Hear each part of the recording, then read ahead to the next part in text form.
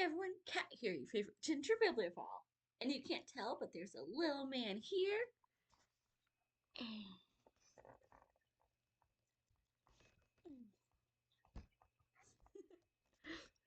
She's trying to hide her head under the table, but there's a Franny that you can't see very well, but there's a big girl hanging out at my feet. And today, we're gonna do a book haul. Yay!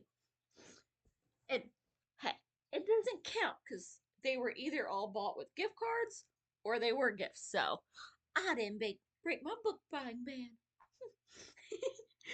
And I've already finished a couple of them, and I have some plans on the other ones. So, this is the one that I was waiting for. It was the last one Daddy got me. I have two others coming, but one not until February and one in May because they haven't been released yet. Pre-orders don't count, especially when one of those was a gift too. So, this has been on my Amazon wish list for long enough that I actually forgot that it was on there. So Stephen King's The Gunslinger meets Breaking Bad and Laura Bickle's Dark Alchemy. So some secrets are better left buried. Geologist Petra D arrives in Wyoming seeking clues to her father's disappearance years ago. What she finds instead is Temperance, a dying western town with a gold rush past and a meth-infested present.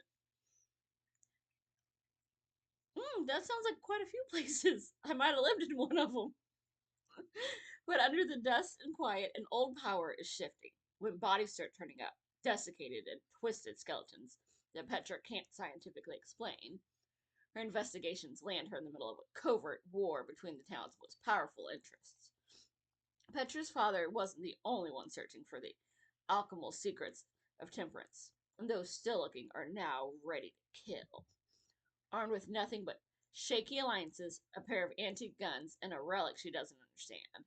The only thing Petra knows for sure is that she and her coyote sidekick, no fair, I want a coyote to hang out with.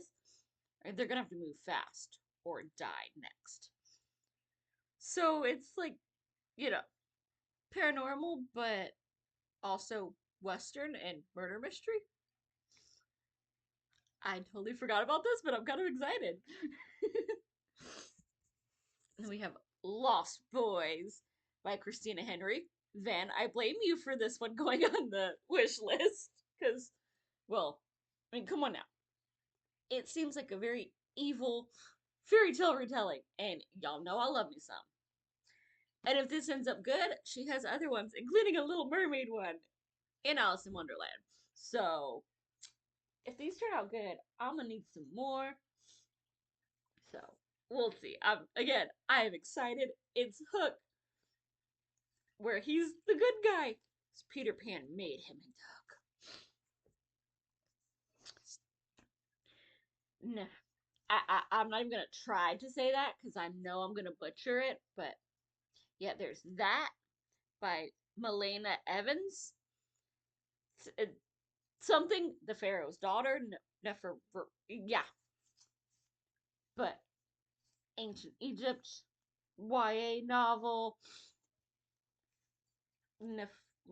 Her princess and high priestess of Kemet knows her duty is to her people. When your mother is the great pharaoh, it's hard to forget. But her unique position at court comes with high stakes for her country, especially when she's forced to serve her vile half brother, a man determined to stop her potential rise. Peace, it seems, never lasts for women who wield power in the open, especially when they cross a vengeful man. When she overhears Tutmosis' plot to end her mother's rule, she knows he must be stopped, no matter the cost. The discovery of a mysterious tattooed wise woman and her shadowy network of spies offers an uneasy alliance. But the wise woman wields more power than she knew possible. Power with the potential to rival her own. She must decide where her loyalties lie and how much she's willing to sacrifice to protect the people she loves before everything crumbles at the hands of a tyrant. That you can't pretend that don't sound good. So I think I might have a read for next month. Yeah, I might have a couple. And yeah, I'm filming this during Ven's reading sprints. Said it's I think it froze. Let's see. Woohoo! So we've still got a bit going there. And then this last one, I blame you for this one, Noah. Though there's some debate whether it's Noah's fault or Ven's fault. Noah read it and said it was good. Supposedly Ven made him buy it. He says, Ven says, Noah made him buy it and he still hasn't read it. So one of the Chaos Gremlins, it's their fault that I have this one. Because a new bookstore opened in town that was supposed to be dark academia. It was actually just that dark, choke me half to death spice that is in almost everything these days. But this will forever be known as the Nut Paste book. He made it so good, so I went, I checked out the place. I mean, it's vampires and werewolves and nut paste. We'll see if he was correct or if me and Elaine both are gonna have to go and box some ears in England soon. Y'all just wait till I can afford a passport and use it.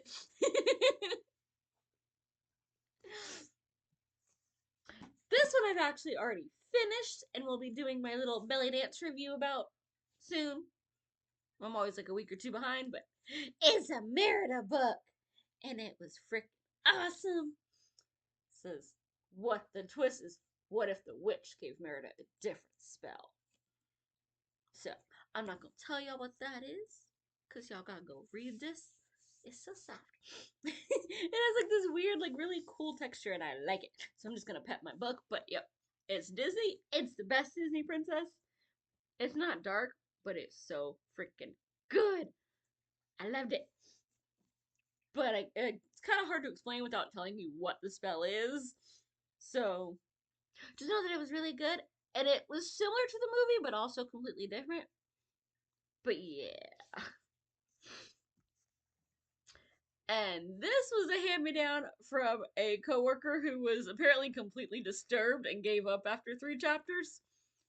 The Destroying Angel by Bernard King. The first in a trilogy of masterful invention. Yeah. So, I don't really know anything about that other than the first chapter kind of creeped him out. He thought it might get better. Second chapter was like, what the heck? Third chapter, he was done. So, but he says it's not horror, it's not splatterpunk, it's just very disturbing. And on the back is like, it's not even a summary. I don't know what this is about. It's just a little, I'm assuming, clip out of the book. Have you heard my name? She asked. I have, Noel replied. He was bathed in sweat, though more in awe than terror.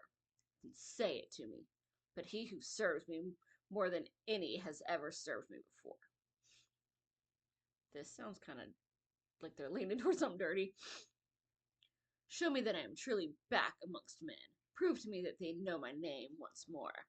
Even in that moment, as she stood waiting before him, Noelle sought the chance to rebel. Even then, as she hovered between return and dissolution, he realized at last the folly of his involvement with his ghastly experiment. He wanted to pray, to call upon the god of fools and witches, but only the name escaped his lips. Valeda. Once for love. Again, Valeda.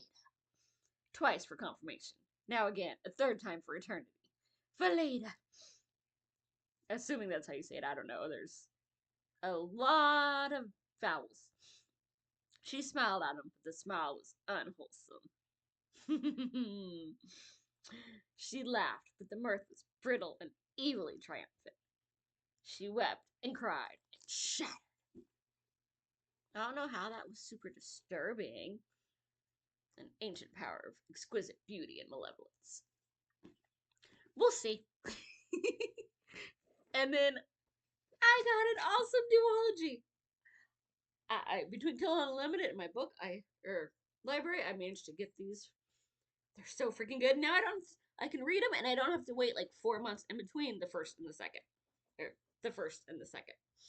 Because this is like a really dark Rumpelstiltskin retelling with, the evil dark fae and death and ghosts and oh, it's so freaking good.